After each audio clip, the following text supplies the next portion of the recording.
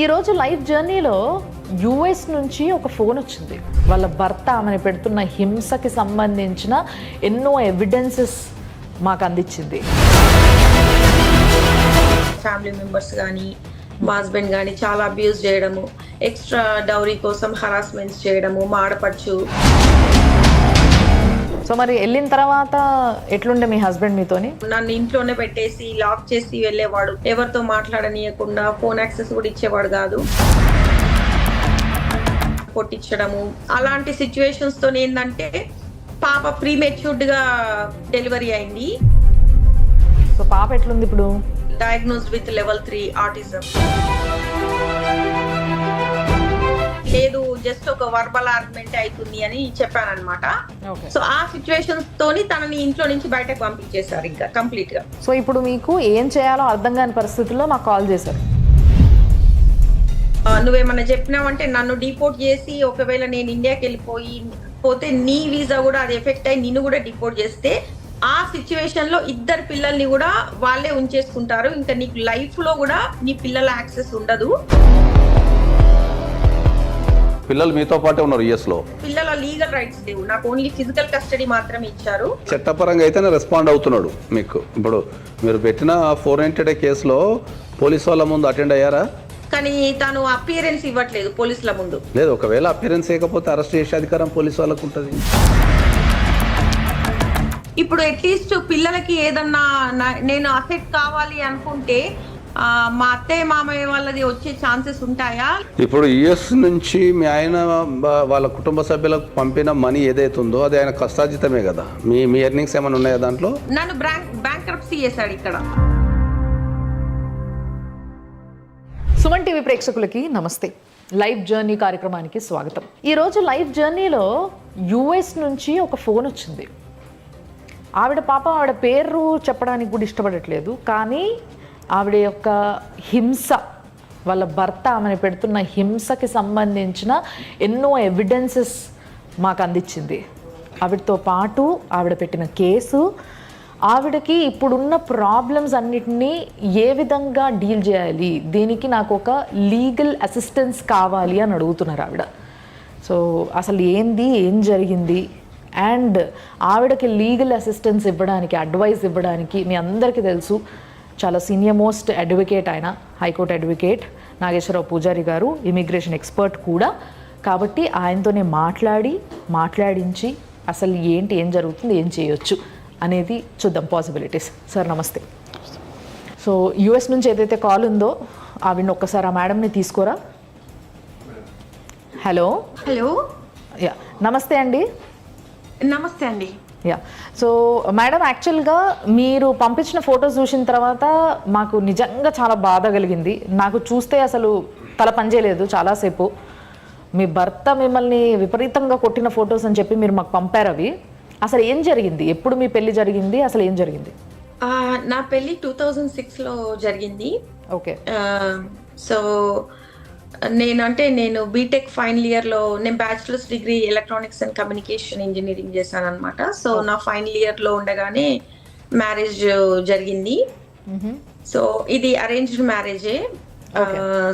So marriage తర్వాత కూడా చాలా అబ్యూజివ్ గా, అంటే వాళ్ళ ఫ్యామిలీ మెంబర్స్ కానీ మా హస్బెండ్ కానీ చాలా అబ్యూజ్ చేయడము, ఎక్స్ట్రా డౌరీ కోసం హరాస్మెంట్స్ చేయడము, మా ఆడపడుచు, మా అత్తయ్య మామయ్య మా హస్బెండ్ తో కొట్టి ఇట్లా. సో టూ మచ్ అబ్యూజివ్ అనమాట. ఓకే. సో అలా అంటే అది నాకు పెళ్ళైన తర్వాత తెలిసింది. ఇంకొక సిచ్యువేషన్ ఏంటంటే, నాకు పెళ్లిలో మా హస్బెండ్ నాకు ఓన్లీ 5 years డిఫరెన్స్ అని చెప్పారు. సో పెళ్ళైన తర్వాత నాకు అది 10 years డిఫరెన్స్ అని తెలిసింది, అది వీసా పాస్పోర్ట్ లో నేను చూసాక. సో అది అలా కూడా మోసం చేశారు. సో తర్వాత ఏంటంటే, నన్ను పెళ్ళయ్యాక తను ఫస్ట్ యుఎస్కి వెళ్ళాడు, నన్ను ఒక 3 months లో తీసుకెళ్తానని చెప్పాడు.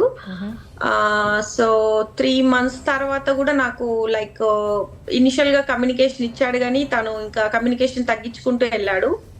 సో నేను అంటే కమ్యూనికేట్ చేయడానికి ట్రై చేశాను, కానీ తన ఫ్యామిలీ మెంబర్స్ కానీ తను కానీ ఎలాంటి కమ్యూనికేషన్ నాకు ఇవ్వలేదు.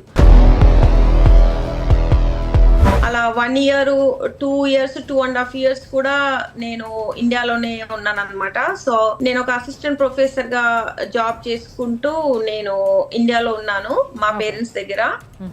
సో తర్వాత మా ఫ్యామిలీ మెంబర్స్ అందరూ కాంప్రమైజ్ వేలో వాళ్ళ ఫ్యామిలీ మెంబర్స్ తో ఇలా పెళ్లి అయిపోయింది ఇంకా తీసుకెళ్ళట్లేదు అని చెప్పేసి అలా వాళ్ళు ఫ్యామిలీ మెంబర్స్ అంతా కూర్చొని మాట్లాడితే మళ్ళీ కొంత ఎక్స్ట్రా అమౌంట్ మా ఫాదర్ దగ్గర నుంచి తీసుకొని అప్పుడు మళ్ళీ తను యుఎస్ కి తీసుకెళ్లాడు నన్ను.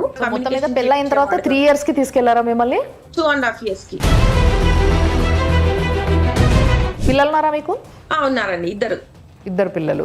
వీళ్ళు ఎప్పుడు పుట్టారు? పాప వచ్చి 2009 లో పుట్టింది, బాబు వచ్చి 2015 లో పుట్టారు. సో మరి వెళ్ళిన తర్వాత ఎట్లుండే మీ హస్బెండ్ మీతోని? ఇనిషియల్ గా వెళ్ళినప్పుడు నాకు H4 డిపెండెంట్ వీసా కాబట్టి వర్క్ ఆథరైజేషన్ కూడా నాకు లేదు. సో అట్లా ఆ సిచ్యువేషన్స్ తోని నన్ను ఇంట్లోనే పెట్టేసి లాక్ చేసి వెళ్ళేవాడు. కమ్యూనికేషన్ కూడా ఎవరితో మాట్లాడనీయకుండా ఫోన్ యాక్సెస్ కూడా ఇచ్చేవాడు కాదు. వాళ్ళ ఫ్యామిలీ మెంబర్స్ ఇంకా ఫోన్ లో కూడా వాళ్ళ సిస్టర్ గానీ వాళ్ళ ఫాదర్ మదర్ కూడా నన్ను హరాస్మెంట్ చేయడము ఎక్కువ ఎక్స్ట్రా వాళ్ళు మిమ్మల్ని హరాస్ చేయడం అంటే ఏమనేవాళ్ళు? అంటే ఇంకో అమ్మాయిని పెళ్లి చేసుకుంటే మనకి ఎక్స్ట్రా డౌరీ వచ్చేది, అంటే ఇంకా మనకి చాలా తక్కువ అమౌంట్ వచ్చింది, అట్లా ఆ టైప్ లో వాళ్ళు అబ్యూస్ చేయడము. సో ఆ సిచ్యువేషన్స్ తో నాకు కమ్యూనికేషన్ అంటే అట్లీస్ట్ మా పేరెంట్స్ తో కూడా నేను కమ్యూనికేట్ అయ్యేదాన్ని కాదు అలా. సో ఆ టైంలోనే అంటే వెళ్ళాక 1 year కి పాప అంటే 2009 లో నాకు ప్రెగ్నెన్సీ వచ్చింది. సో అప్పుడు పాప డెలివరీ అప్పుడు నాకేంటంటే మా పేరెంట్స్ యుఎస్ కి వస్తే అట్లీస్ట్ నాకు హెల్ప్ అవుతుంది అని నేను అనుకున్నాను అనమాట. అట్లా నేను మా హస్బెండ్ ని రిక్వెస్ట్ చేశాను వాళ్ళని అవాయిడ్ చేసి ఓన్లీ మా అత్తయ్య మామయ్య వాళ్ళే యుఎస్ కి వచ్చారు అప్పుడు నా డెలివరీ అప్పుడు. కూర్చోబెట్టి అడిగారా మీ హస్బెండ్ ని ఏంటి ఎందుకు ఇట్లా లైఫ్ అంతా పాడు చేసుకోవడం, ఎందుకు మనం బాగుందాం, పిల్లలు పుట్టారు, మరి ఇదంతా ఎందుకు, నన్ను ఎందుకు ఇట్లా హరాస్ చేస్తాను? తను అసలు వినే సిచ్యువేషన్ ఉండదు. తను వాళ్ళ మదర్ గానీ వాళ్ళ ఫాదర్ వాళ్ళ సిస్టర్ ఏది చెప్తే అదే ఫాలో అవుతాడు. సో అట్లీస్ట్ వాళ్ళు నా బెడ్రూమ్ లో పడుకోవద్దంటే కూడా తను అలా పడుకోకుండా అంతా వాళ్ళు చెప్పిన దానికి ఇంకా తను ఎప్పుడు అడ్డు చెప్పాడు అనమాట. ఎక్స్ట్రా డౌరీ కోసం గానీ మా హస్బెండ్ తో నన్ను కొట్టించడము అలాంటి సిచ్యువేషన్స్ తో ఏంటంటే పాప ప్రీమెచ్యూర్డ్ గా డెలివరీ అయింది. డెలివరీ డేట్ జనవరిలో ఇస్తే పాప December 1st రోజే డెలివరీ అయిందనమాట. అంటే నాకు మా హస్బెండ్ గానీ మా అత్తయ్య మామయ్య ఫిజికల్ గా మెంటల్ గా నన్ను హరాస్ చేయడం వల్ల నేను హాస్పిటలైజ్డ్ అవ్వడము. సో పాప ఎట్లుంది ఇప్పుడు? పాప ఆటిజం, తను diagnosed with level 3 autism. So యాక్చువల్గా మీరు పంపించిన వీడియోస్లో చూసిన ఏంటి అంటే మీ బాబున కొట్టేది మీ ఆయన? బాబుని పాపని ఇద్దరిని కొట్టాడు. పాప పెద్ద పాప, అవును. సో వాళ్ళని కూడా కొడతాడా రెగ్యులర్ గా చిన్న ఉన్నప్పటి నుంచి? వాళ్ళని కూడా, ఎందుకంటే వాళ్ళకున్న ఆటిజము వాళ్ళ సో ఏమన్నా కొంచెము తనకి నచ్చదు బేసిక్ గా. వాళ్ళ ఫ్యామిలీస్ గానీ తనకి గానీ ఇలా పుట్టారు పిల్లలు, ఇంత ఆటిజం సివియర్ ఆటిజం ఉంది అని చెప్పి పిల్లల్ని ఎప్పుడు కూడా వాళ్ళు ప్రాపర్ గా కేర్ చేయరు. నాకు ఒక డౌట్, మీరు పిల్లల్ని కొట్టినప్పుడు కంప్లైంట్ ఇచ్చారా యుఎస్ లో? పిల్లల్ని కొట్టినప్పుడు కంప్లైంట్ అంటే నేను ఒకసారి ఏమైందంటే తను నన్ను పిల్లల్ని బాగా సివియర్ గా కొడుతున్నాడు, అది నైట్ అన్నమాట. అయితే ఏమైందంటే నేను 911 కాల్ చేశాను. సో ఆ సిచ్యువేషన్స్ తోని అప్పటికప్పుడు పోలీసులు వచ్చారు ఇంటికి. యుఎస్ లో పిల్లల జోలికి సొంత తల్లి తండ్రి వెళ్ళినా కూడా చట్టాలు చాలా బలంగా వాళ్ళ పైన యాక్షన్ తీసుకుంటాయి. ఇది మీకు తెలిసే ఉంటది. చెయ్యి ఎత్తి కొట్టాల్సిన అవసరం లేదు, జస్ట్ చెయ్యి ఎత్తి కళ్ళు పెద్దగా చేసినా కూడా వాళ్ళ పైన చాలా పెద్ద యాక్షన్ తీసుకుంటారు. సో అలాంటిది మీ పాప ఆటిజం స్టేజ్ 3 అన్నారు, ఇంకా అలాంటి పిల్లల జోలికి అసలే వెళ్ళొద్దు. అలాంటిది మరి మీ ఆయన అంతగా చేస్తున్నప్పుడు మీరు వీసా గురించి దీని గురించి ఆలోచిస్తూ ఎలా ఊరుకుంటున్నారో నాకు అర్థం కాలేదు. మరి తను ఏం చేశాడంటే నన్ను 2019 లో మనము వెకేషన్ వెళ్దామని చెప్పేసి పిల్లలు ఇద్దరిని కూడా నన్ను పిల్లల్ని ఇండియాకి తీసుకొచ్చాడు అనమాట. 1 month వెకేషన్ అని చెప్పి ఫ్లైట్ టికెట్లు బుక్ చేపించి ఇండియాకి తీసుకొచ్చాడు. ఓకే. సో అప్పుడు తను ఒక్కడే వెళ్ళడానికి ప్లాన్ చేశాడు. నన్ను పిల్లల్ని ఇండియాలో వదిలేసి మా అమ్మ వాళ్ళ దగ్గర వదిలేసి తను ఒక్కడే వెళ్ళడానికి ప్లాన్ చేశాడు. అయితే తర్వాత మా ఫ్యామిలీ మెంబర్స్ అందరూ కూడా కొంచెం కాంప్రమైజ్ చేపించి తనని కూడా ఇండియాలోనే ఉంచాడు అనమాట. అలా మేము ఒక 3.5 years ఇండియాలో ఉంటే మా పిల్లలకి అసలు స్కూల్స్ లో ఎన్ని స్కూల్స్ తిరిగినా కూడా ప్రాపర్ గా ఎవరు కూడా స్కూల్లో అడ్మిషన్ ఇవ్వలేదు ఇద్దరు పిల్లలకి. అట్లా ఏంటంటే పిల్లలకి స్కూలింగ్ లేక ఇద్దరు పిల్లలు 3.5 years ఇంట్లోనే ఉండి చాలా డిలేస్ వచ్చాయి పిల్లలకి. స్పీచ్ డిలే గానీ ఇంకా ఇతర పిల్లలతోని అంటే కమ్యూనికేషన్ లేకుండా. సో అందుకని ఏంటంటే ఆ సిచ్యువేషన్స్ తోని మళ్ళీ బ్యాక్ వచ్చామన్నమాట. అట్లీస్ట్ యుఎస్ కి వస్తే ఏంటంటే ఇక్కడ పిల్లలకి అట్లీస్ట్ స్కూలింగ్ ఉంటది, ప్రాపర్ థెరపీస్ ఉంటాయి. ఇండియాతో పోల్చుకుంటే ఏంటంటే పిల్లల లైఫ్ ఇక్కడ బాగుంటది అన్న ఉద్దేశంతో బ్యాక్ వచ్చాము. ఇప్పుడు ఒకవేళ నేను తన మీద కంప్లైంట్ ఇచ్చి తన వీసా ప్రాబ్లం అయ్యి మళ్ళీ మేము ఇండియాకి వచ్చే సిచ్యువేషన్ వచ్చింది అంటే ఇక్కడికి వస్తే పిల్లలకి ప్రాపర్ లైఫ్ కేర్ ఉండదు అన్న ఉద్దేశంతోని ఏదో ఒక రకంగా పిల్లల్ని ఇక్కడ కనీసము స్కూలింగ్ కోసము వాళ్ళ కెరియర్ కోసము అని చెప్పి అలా ఆ సిచ్యువేషన్స్ తో నేను పోలీసులు వచ్చాక నేను ఎక్కువగా ఏం మాట్లాడలేదు పోలీసులతో. సో దీనికి మీరేమో యాక్షన్ తీసుకున్నారు? మీరు పోనీ మిమ్మల్ని కొడుతున్నప్పుడు ఇది సివియర్ అయిపోతున్నప్పుడు మీరు ఏమైనా కేసు వేయడం జరిగిందా? అక్కడ కేసు వేయలేదు కానీ నేను 911 కాల్ చేశాను. సో అంటే అప్పుడు ఆ సిచ్యువేషన్ లో పిల్లల్ని రక్షించడం కోసం అని చెప్పి అప్పటికప్పుడు నేను కాల్ అయితే చేశాను. పోలీసులు వచ్చారు ఇంటికి. ఏమైంది అని చెప్పి వాళ్ళు అడిగారు. కాకపోతే నేనేంటంటే లేదు జస్ట్ ఒక వర్బల్ ఆర్గ్యుమెంట్ అవుతుంది అని చెప్పాను అనమాట. సో ఆ సిచ్యువేషన్స్ తోని తనని ఇంట్లో నుంచి బయటకు పంపించేశారు ఇంకా కంప్లీట్ గా. సో ఎందుకంటే ఇంకా అప్పటికప్పుడు నేను పిల్లలు సేఫ్ గా ఫీల్ అయ్యాము. ఎక్కడ ఉన్నారు మీ హస్బెండ్ ఇప్పుడు? ఇప్పుడు ఇండియాలో ఉన్నారు. మీరు యుఎస్ లో ఉన్నారు? నేను యుఎస్ లో ఉన్నాను. సో ఇప్పుడు మీకు ఏం చేయాలో అర్థం కాని పరిస్థితుల్లో మాకు కాల్ చేశారు. అవును అవును. సో నాగేశ్వరరావు పూజారి గారు అడ్వకేట్ ఉన్నారు, హైకోర్టు అడ్వకేట్, ఆయన చాలా సీనియర్ కూడా. ముఖ్యంగా ఇలాంటి కేసెస్ని చాలా బాగా డీల్ చేయగలుగుతారు ఆయన. సో ఆయనతో మీరు మాట్లాడచ్చు ఒక్కసారి. హస్బెండ్ ఇక్కడ ఉన్నాడు ప్రస్తుతానికి, బట్ ఆవిడ భయపడుతున్నది దేనికి అని అంటే ఒకవేళ ఆయన పైన ఏదైనా కేసు వేయాలన్నా కూడా మళ్ళీ ఆయన పైన డిపెండెంట్గా ఉంది కాబట్టి పిల్లల ఫ్యూచర్ పాడైపోతుందేమో, తిరిగి ఇండియాకి వచ్చేస్తే ఇక్కడ వాళ్ళు అక్కడ పుట్టిన పిల్లలు కాబట్టి అక్కడి సిటిజన్స్ కాబట్టి అక్కడే ఉండేలాగా నేనేమైనా చెయ్యొచ్చా ఆయన పైన కంప్లైంట్ చేస్తూ అనేది ఆవిడ క్వశ్చన్ మెయిన్గా. ఇప్పుడు ఆయన ఇండియాకి వచ్చి ఎన్ని రోజులు అయిందమ్మా? ఆయన ఇండియాకి వచ్చి 4 months అవుతుంది. 4 months అవుతుంది. So according to you is working or ఖాళీ ఉన్నారా? అది నాకు తెలియదు వర్క్ చేస్తున్నాడా లేదా అని. ఓకే. ఇండియాకి వచ్చేటప్పుడు మీ దగ్గర నుంచి వచ్చాడా లేకపోతే విడిపోయి వచ్చాడా? అంటే అంతకుముందు విడివిడిగా ఉండి సపరేట్గా వచ్చాడా లేకపోతే మీ దగ్గర నుంచి వచ్చాడా? లేదు, నా దగ్గర నుంచి రాలేదు. అయితే తర్వాత సిచ్యువేషన్ ఏమైందంటే ఒకసారి 911 కంప్లైంట్ పోలీసులకు వెళ్ళాక వాళ్ళు ఇంకా ఎందుకంటే అది స్కూల్ మానిటరింగ్ పెట్టే అవకాశం ఉంటుంది.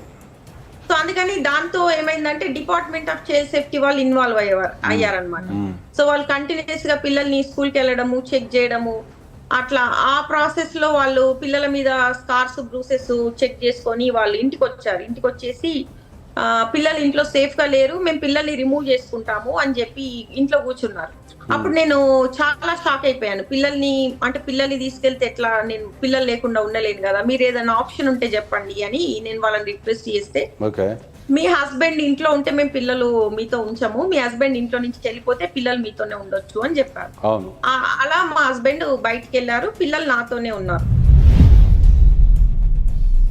ఇది ఏ మంత్ లో జరిగింది? ఇది ఏప్రిల్లో జరిగింది. April of 2024. 2024. మీరు without giving any complaint then వాళ్ళు స్వతహాగా ఇన్వాల్వ్ అయిపోయి తీసుకున్న డిసిషన్ ఇది. అవును అవును. మీరు రెస్టారెంట్ ఆర్డర్ కానీ అట్లాంటి ఏమి వేయలేదు? మీరు యుఎస్ లో ఏ కోర్టుని మీరు సంప్రదించలేదు? ఇండియాలో ఏమైనా కేసులు పెట్టారా మీరు? కమ్యూనికేట్ అవ్వట్లేదు. సో అందుకని నేను ఎఫ్ఐఆర్ ఫైల్, మా ఫ్యామిలీ మెంబర్స్ ఎఫ్ఐఆర్ ఫైల్ చేశారు. ఇప్పుడు పిల్లలు మీతో పాటే ఉన్నారు యుఎస్ లో? నాతో పాటే ఉన్నారు, కాకపోతే నాకు పిల్లల లీగల్ రైట్స్ లేవు, నాకు ఓన్లీ ఫిజికల్ కస్టడీ మాత్రమే ఇచ్చారు.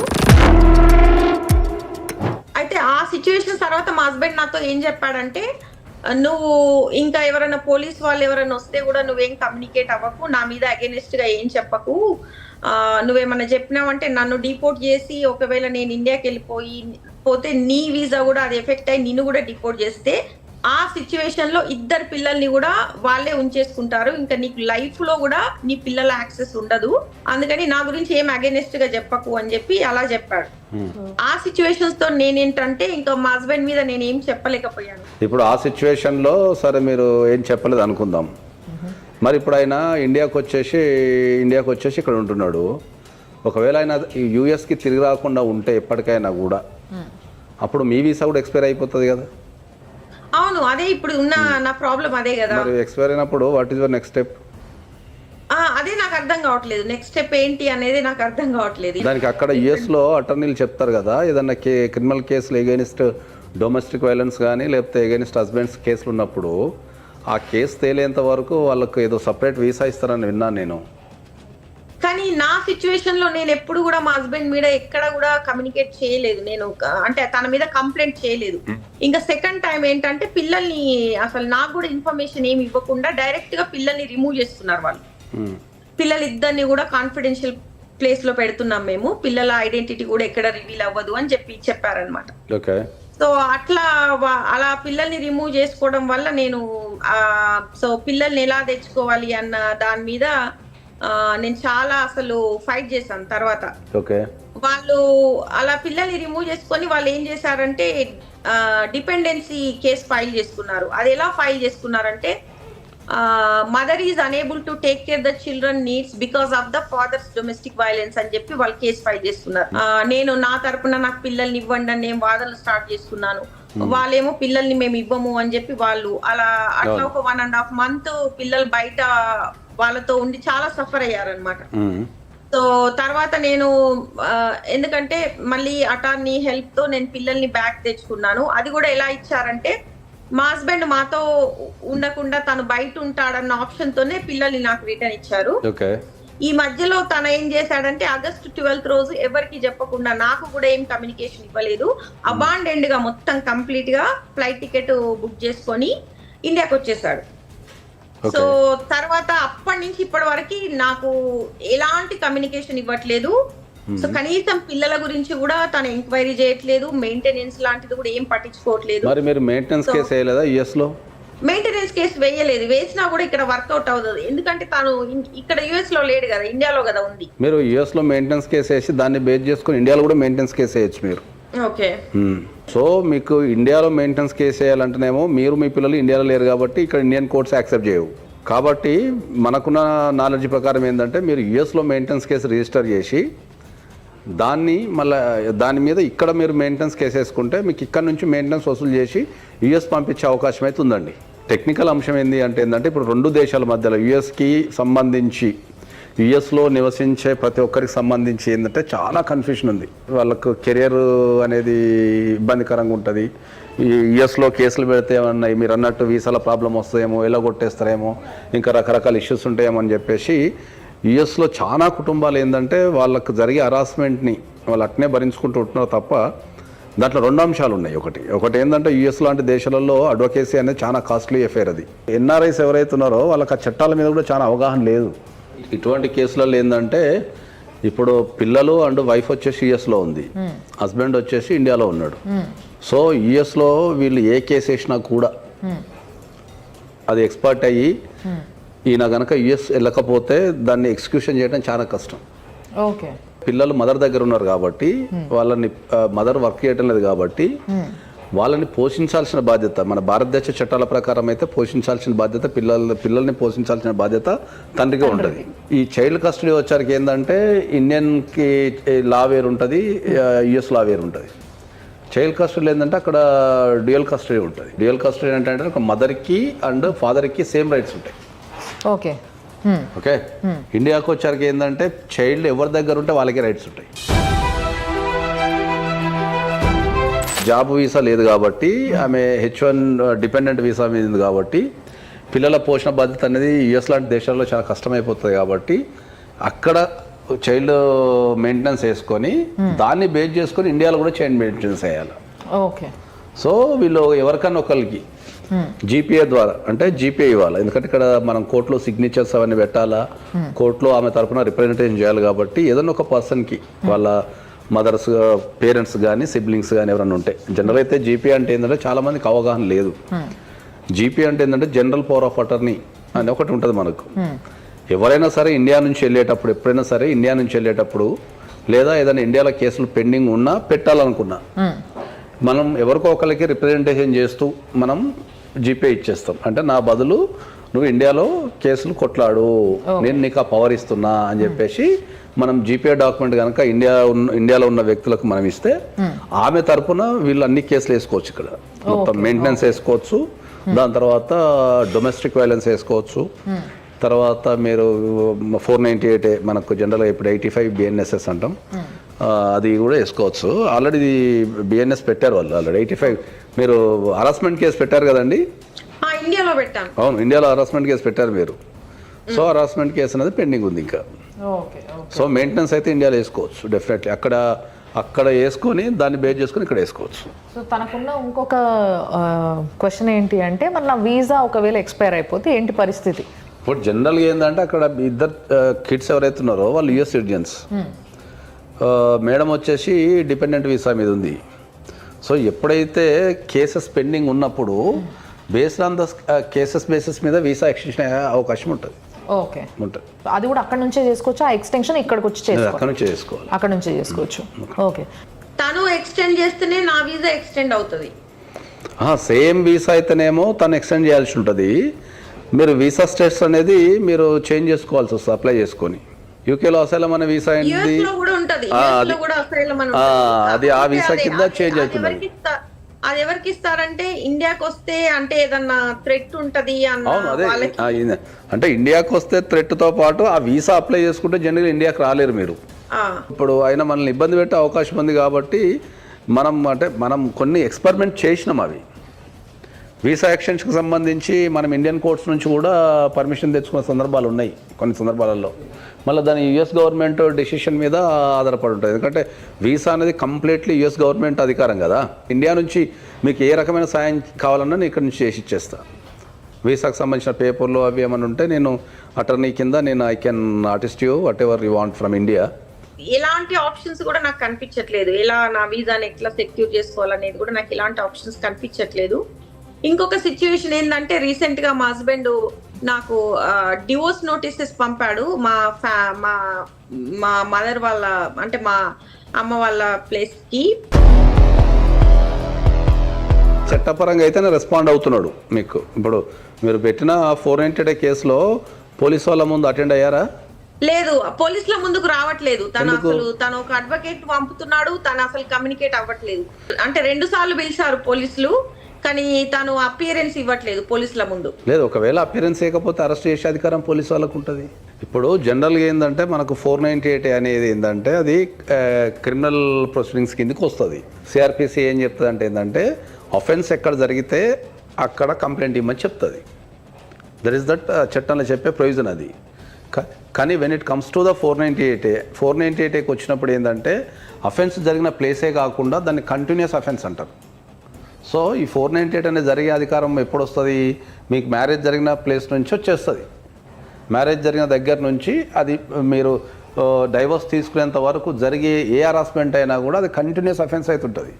సో ఇటువంటి ఎఫ్ఐఆర్లు అనేవి చాలా తక్కువ. కాబట్టి జనరల్గా ఏంటంటే పోలీస్ వాళ్ళకి అవగాహన ఉండదు. వాళ్ళు జనరల్ రూల్ ఏంటంటే అఫెన్స్ అనేది అక్కడ కొట్టారు కదా, అక్కడ నివసిస్తున్నారు కదా ఒక 5-6 సంవత్సరాల నుంచి, కాబట్టి మీరు యూఎస్లో పెట్టుకోండి, ఇక్కడ పెట్టడానికి రాదు, అమ్మాయి లేదు కదా అని చాలా సందర్భాలుగా వీళ్ళు రిజెక్షన్ చేస్తుంటారు. రిజెక్షన్ చేసినా కూడా ఏంటంటే కొంతమంది పోలీసు వాళ్ళు తీసుకుంటారు, కొంతమంది తీసుకోకుండా కూడా మనం కోర్టుకు వెళ్ళి కూడా ఎఫ్ఐఆర్ చేయించుకోవచ్చు. కోర్టుకు వెళ్ళి కూడా మీరు ఎఫ్ఐఆర్ చేయించుకోవచ్చు. కాబట్టి మీ కేసులో ఎఫ్ఐఆర్ చేశారు ఆల్రెడీ. సో దానికి ఇన్వెస్టిగేషన్ సంబంధించి ప్రతి విషయాన్ని మీకు చెప్పాల్సిన బాధ్యత పోలీసు వాళ్ళకు ఉంటుంది. మీరు వాళ్ళకు మెయిల్ పెట్టండి, హస్బెండ్ అటెండ్ అయ్యాడా లేదా, తర్వాత ఎప్పుడెప్పుడు అటెండ్ అయ్యాడు, మరి మీరు తీసుకున్న ఇన్వెస్టిగేషన్ ప్రోగ్రెస్ ఎక్కడ ఉందని చెప్పేసి మీ కేసు నెంబర్ రిఫరెన్స్ చేస్తూ మీరు ఇన్వెస్టిగేషన్ ఆఫీసర్కి మెయిల్ పెట్టచ్చు. ఆ మెయిల్లో ఏంటంటే మీరు కమిషనర్ ఆఫ్ పోలీస్కి, తర్వాత డీజీపీకి మీరు సీసీ పెడుతూ మీరు మెయిల్ పెడితే మీకు డెఫినెట్లీ మీకు ఆన్సర్ వచ్చేస్తుంది దాంట్లో. సో ఇప్పుడు డైవర్స్ కేసు వేశారు కాబట్టి ఇప్పుడు మీకు నోటీస్ ఎప్పుడు వచ్చిందండి? 2 weeks బ్యాక్. 2 weeks బ్యాక్ వచ్చింది కదా. 2 weeks బ్యాక్ వచ్చింది కాబట్టి ఇప్పుడు డైవర్స్లో మీ కమ్యూనికేషన్ అడ్రస్ యుఎస్ఏ పెట్టారా లేకపోతే ఓన్లీ ఇండియన్ అడ్రస్ పెట్టారా? లేదు, ఇండియా అడ్రస్ పెట్టారు. మరి అది రాంగ్ కదా. మీరు యుఎస్లో ఉన్నప్పుడు he knows that very well that you are in the US అనేది. మరి యుఎస్లో ఉన్నప్పుడు ఆయన ఇండియా అడ్రస్ ఎట్లా పెడతాడు? సో ఇప్పుడు ఆవిడ ఏం చేయొచ్చు సార్ మరి అడ్రస్ తప్పునప్పుడు? ఇప్పుడు ఆమె కనుక లీగల్ ప్రొసీడింగ్స్ అన్ని పర్ఫెక్ట్గా ఎదుర్కోవాలనుకుంటే ఆ డైవర్స్ కేసుని ఎదుర్కొంటూ ఆమె ఆర్సీఆర్ అనే పిటిషన్ కూడా వేయాల్సి వస్తుంది. Okay. Restitution of conjugal rights అనేది అంటే మ్యారేజ్ లైవ్లో ఉంచుకోవాలంటే అది వేయాల్సి వస్తుంది కంపల్సరీ. సో 498తో పాటు ఇది ప్లస్ ఆమె మెయింటెనెన్స్ కూడా వేసుకోవచ్చు, అకౌంట్ కూడా వేసుకోవచ్చు మెయింటెనెన్స్. మీకు ఒక క్లారిటీ వచ్చింది కదా. ఇంకొక సిచ్యువేషన్ ఏంటంటే తను యుఎస్ లో ఉన్నప్పుడు తన అర్నింగ్స్ మొత్తం కూడా వాళ్ళ ఫాదర్ అకౌంట్ కి వాళ్ళ సిస్టర్ అకౌంట్ కి పంపించాడు. నా దగ్గర ప్రూఫ్ ఆఫ్ ట్రాన్సాక్షన్స్ అంటే 15 years నుంచి తను పంపిన అన్ని ట్రాన్సాక్షన్ ప్రూఫ్స్ నా దగ్గర ఉన్నాయి. సో వాళ్ళు ఏం చేశారంటే మేము అసెట్స్ కొంటున్నాము మీకే అంటే మా హస్బెండ్ కే కొంటున్నాం అని చెప్పి వాళ్ళ కొన్న అసెట్స్ కూడా వాళ్ళ పేర్ల మీద రిజిస్ట్రేషన్ చేయించుకున్నారు. ఇప్పుడు అట్లీస్ట్ పిల్లలకి ఏదన్నా నేను అసెట్ కావాలి అనుకుంటే మా అత్తయ్య మామయ్య వాళ్ళది వచ్చే ఛాన్సెస్ ఉంటాయా లేక ఎలా ప్రొసీడ్ అవ్వచ్చు దీంట్లో? ఇప్పుడు యుఎస్ నుంచి మీ ఆయన వాళ్ళ కుటుంబ సభ్యులకు పంపిన మనీ ఏదైతే ఉందో అది ఆయన కష్టార్జితమే కదా. మీ ఎర్నింగ్స్ ఏమైనా ఉన్నాయా దాంట్లో? అంటే నా పేరు మీద చాలా క్రెడిట్ కార్డ్స్ ఓపెన్ చేశాడు నాకు తెలియకుండా, నా SSN వాడుకొని నాకు చాలా పెద్ద డెప్ట్ పెట్టాడు. అంటే నా పేరు మీద ఓపెన్ చేసిన క్రెడిట్ కార్డ్స్ త్రూ తీసిన మనీ కూడా వాళ్ళకి పంపాడు. అవి మీరు రికవరీ చేసుకోవచ్చు. నన్ను బ్యాంక్రప్సీ చేశాడు ఇక్కడ. అవి ఏదైతే మీ క్రెడిట్ కార్డ్స్ ఉపయోగించి ఇండియాకు మీ క్రెడిట్ కార్డ్స్ ఉపయోగించి కానీ మీరు సంపాదించిన అమౌంట్ కానీ లేదా మీ అకౌంట్లలో ఉన్న అమౌంట్ కానీ ఇండియా కనుక పంపిస్తే దాన్ని మీరు రికవరీ చేసుకోవచ్చు డెఫినెట్లీ. దానికి సంబంధించి ఎలాంటి కేసు వేయాలంటారు? రికవరీస్ ఉంటాయి. రికవరీస్. ఓకే. యుఎస్లో ఒక బ్యూటిఫుల్ చట్టం ఏముందంటే ఎవరన్నా భార్యాభర్తలు కనుక గొడవ పడితే జనరలైజ్ చేసి చెప్తున్నా, స్పెసిఫిక్గా కాదు, ఎవరన్నా భార్యాభర్తలు కనుక గొడవ పడితే డైవోర్స్కి వెళ్తే ఇద్దరు ఆస్తుల్ని లెక్కగట్టి సమానం చేసి పంపించేస్తారు. ఇండియాలో సిస్టమ్ లేదు. యుఎస్లో ఎప్పటికైనా ప్రాబ్లం అయ్యే అవకాశం ఉంది అనుకున్న వ్యక్తులు యుఎస్లో అసెట్స్ డెవలప్మెంట్ చేయరేది. ఇల్లు తీసుకోవడం కానీ లేకపోతే ఇన్వెస్ట్మెంట్స్ పెట్టడం కానీ మ్యూచువల్ ఫండ్స్ అవి ఇవి ఏం చేయరు వాళ్ళు. ఇప్పుడు కొత్తగా పెళ్ళేటోళ్ళు కానీ లేకపోతే ఏమన్నా ఇష్యూస్ ఉన్న వాళ్ళు చాలా జాగ్రత్తగా గమనించుకోవాల్సిన విషయం అది.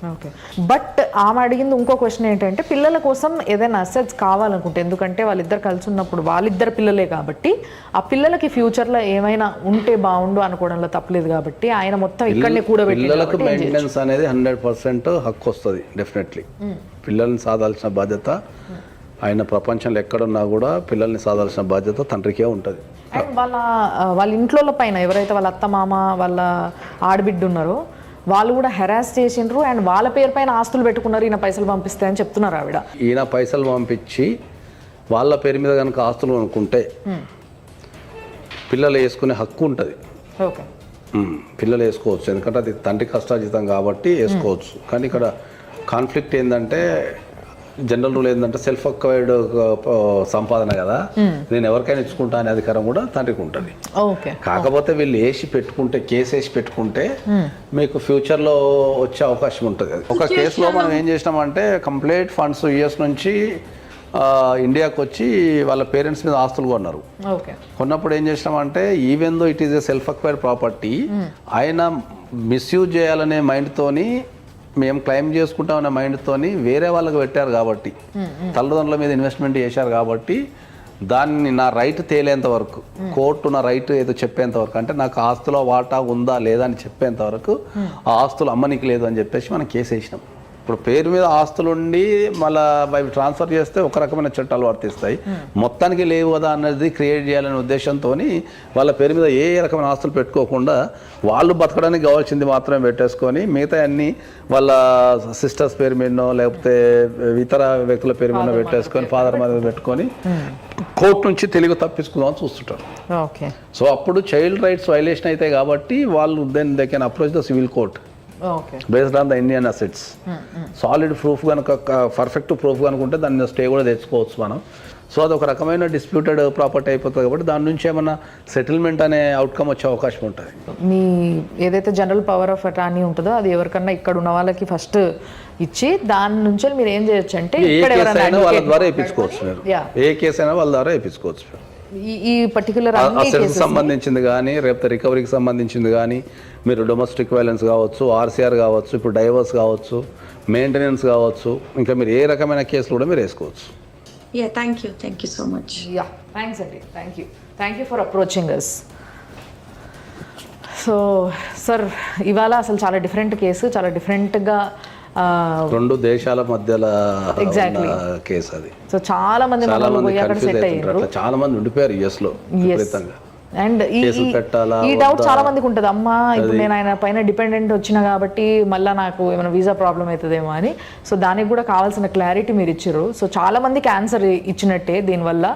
సో యూఎస్లో ఉన్న ప్రతి ఒక్కరూ ఈ లీగల్ నాలెడ్జ్ కోసం మాత్రం డెఫినెట్గా ఈ ప్రోగ్రామ్ చూడాల్సిందే అని నాకు అనిపించింది మీరు చెప్పిన దాన్ని బట్టి. Thanks a lot for that.